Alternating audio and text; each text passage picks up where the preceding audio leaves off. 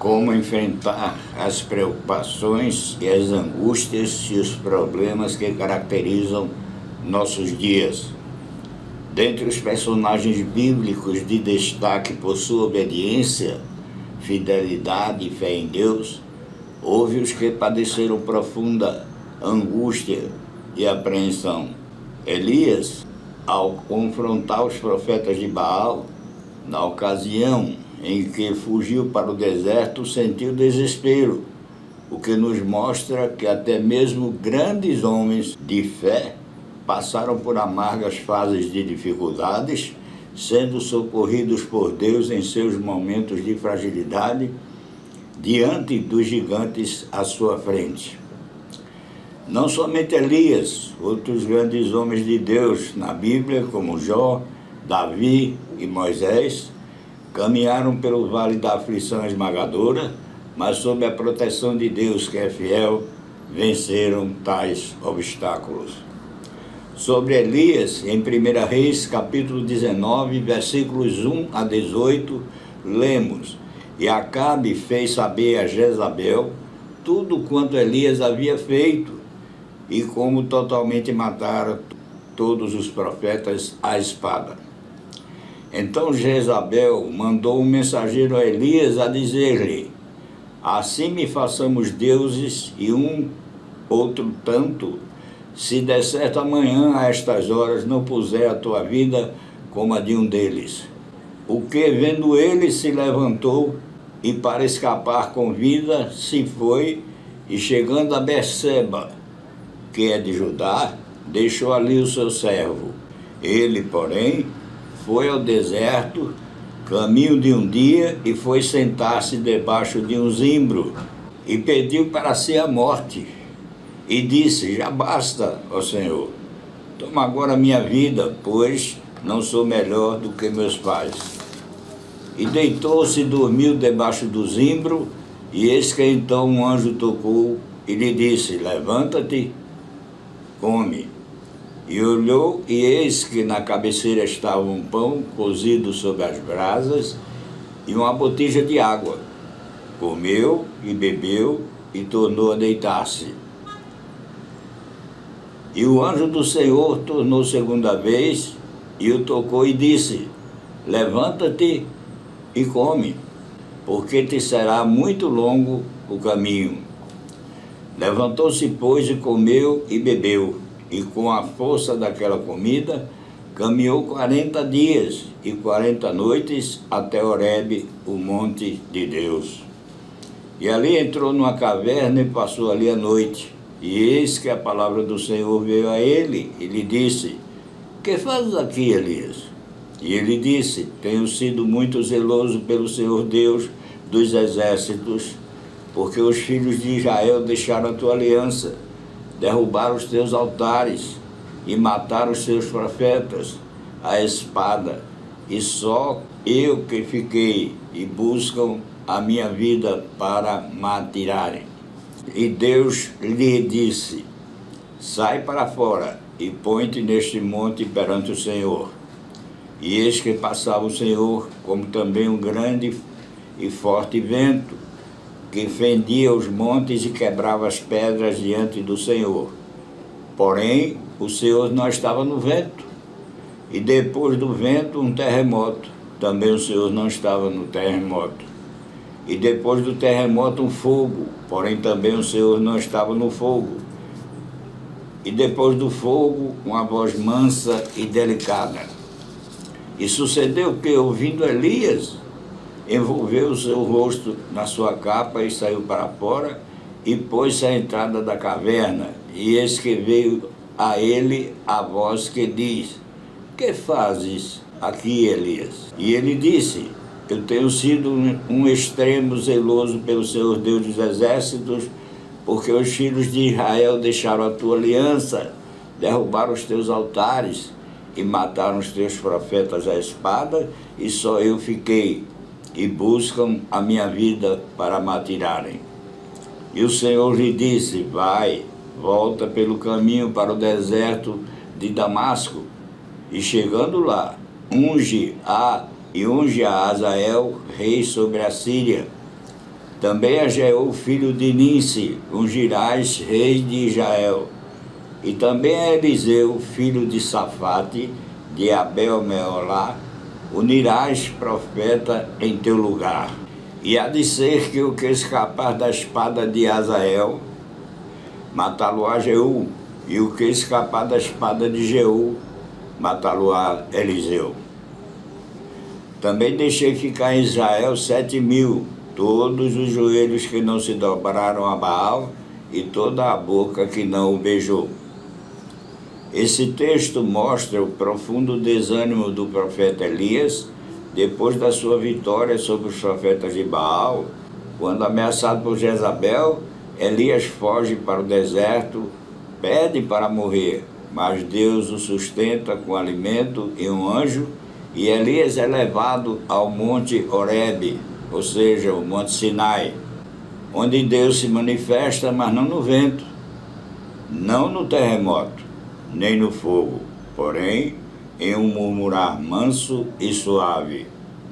Quando renova o chamado de Elias e o comissiona a ungir novos reis e Eliseu como seu sucessor.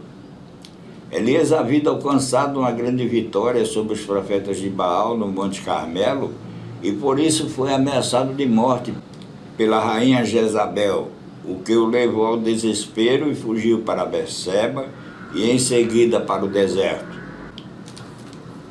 Ali Elias desejava a morte e se sentia derrotado e só, o que expunha evidente contraste entre seu estado e seu fervor anterior.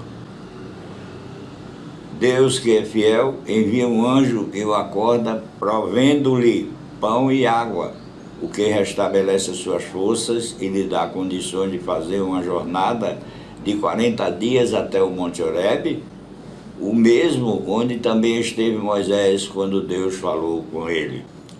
Perguntou Deus a Elias o que ele fazia ali, e Elias responde desanimado e zeloso, porque se sentia o único que era fiel ao Senhor. Diz Deus a Elias que ele fique na montanha, onde há um forte vento, um terremoto e um fogo, porém neles Deus não estava. Quando esses fenômenos passaram, ouve Elias como a voz de um silêncio calmo. Quando aí, Deus se revela de modo suave.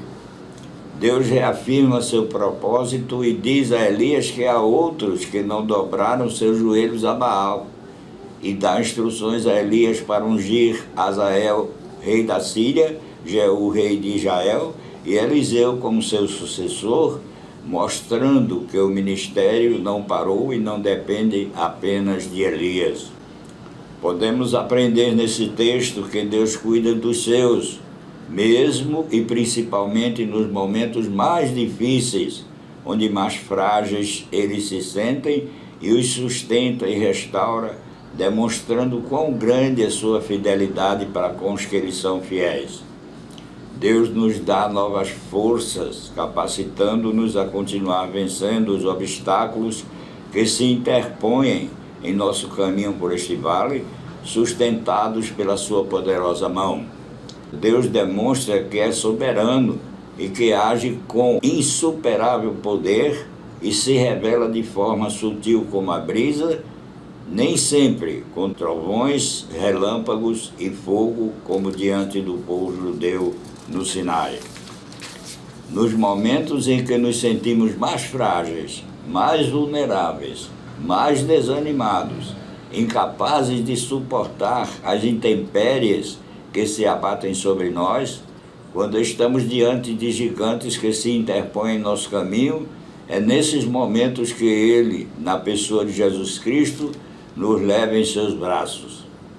Vivemos dias difíceis, dias onde por todos os lados vemos catástrofes naturais se superpondo umas às outras, como grandes terremotos, tempestades, enchentes, furacões, e apenas descortinamos à nossa frente um horizonte sombrio.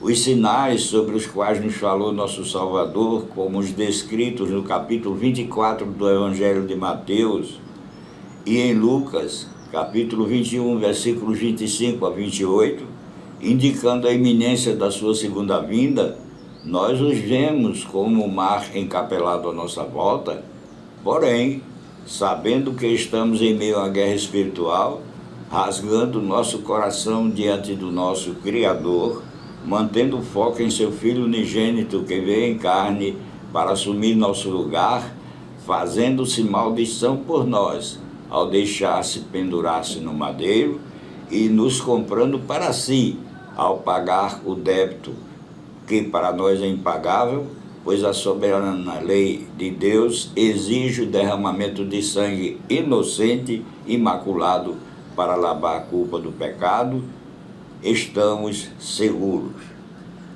E conforme está escrito em Romanos capítulo 3, versículos 10 a 12, lemos, como está escrito, não há um justo, nenhum sequer. Não há ninguém que entenda, não há ninguém que busque a Deus. Todos se extraviaram e juntamente se fizeram inúteis. Não há quem faça o bem, não há nenhum só. Sendo onisciente, Deus concebeu um plano de salvação para o homem, porque ele estava, após a queda de Adão e Eva, irremediavelmente perdido. E a sua lei manda que fossem sacrificados animais inocentes, que por serem perfeitos precisavam ser repetidos muitas vezes, mas prefiguravam o Filho unigênito de Deus, quem veio em carne e nos sarou com suas pisaduras e nos trouxe sob o castigo que recebeu sobre ele a verdadeira paz. As palavras de Jesus, o Messias, são nosso conforto e segurança, trazendo ânimo e confiança ao nosso coração, conforme vemos em João capítulo 14, versículo 27. Deixo-vos a paz, a minha paz vos dou, não vos a dou como o mundo a dá. Não se turbe o vosso coração, nem se atemorize. Em Mateus capítulo 6, versículos 25 e 27. Por isso vos digo, não andeis ansiosos quanto à vossa vida, pelo que é a vez de comer ou pelo que é a vez de beber, nem quanto ao vosso corpo, pelo que é a vez de vestir. Não é a vida mais do que o mantimento e o corpo mais do que o vestuário? Versículo 27. E qual de vós poderá com todos os seus cuidados acrescentar um côvado à sua estatura? Mateus capítulo 11, versículos 28 a 30. Vinde a mim todos os que estáis cansados e oprimidos, e eu vos aliviarei. Tomai sobre vós o meu jugo, e aprendei de mim, que sou manso e humilde de coração, e encontrareis descanso para vossas almas. Porque o meu jugo é suave e meu fardo é leve. João capítulo 16, versículo 33. Tenho-vos dito isto para que em mim tenhas paz. No mundo tereis aflições, mas tende bom ânimo. Eu venci o mundo. Lucas capítulo 21, versículo 28. Ora, quando estas coisas começarem a acontecer, olhai para cima e levantai as vossas cabeças, porque a vossa redenção está próxima. João, capítulo 7, versículos 37 a 40. Todo o que o Pai me dá virá a mim, e o que vem a mim de maneira nenhuma o lançarei fora. Porque eu desci do céu não para fazer a minha vontade, mas a vontade daquele que me enviou. E a vontade do Pai que me enviou é esta, que nenhum de todos aqueles que me deu, eu perca, mas que eu ressuscite no último dia. Assim, não temamos, porque Deus não nos deu espírito de medo, mas de ousadia. Alegremo-nos nas provações, porque em Cristo somos mais que vencedores, conforme está escrito em Romanos capítulo 8, versículos 37 a 39. Mas em todas essas coisas somos mais que vencedores, por aquele que nos amou.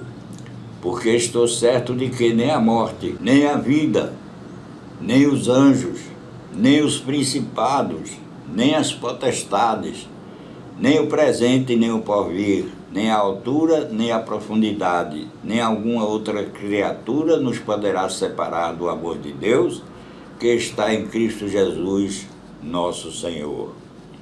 Porquanto a vontade daquele que me enviou é esta, que todo aquele que vê o Filho e nele crê, tenha vida eterna, e eu o ressuscitarei no último dia.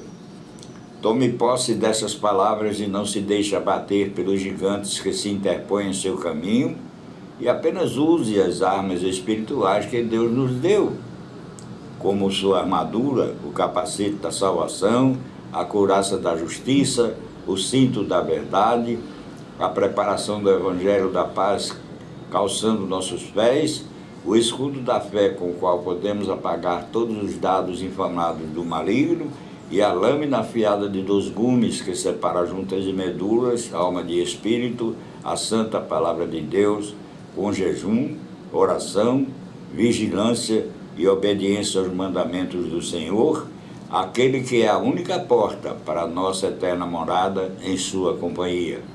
Ao meu Deus e Pai por Cristo Jesus, toda a honra, toda a glória, de eternidade em eternidade. Amém.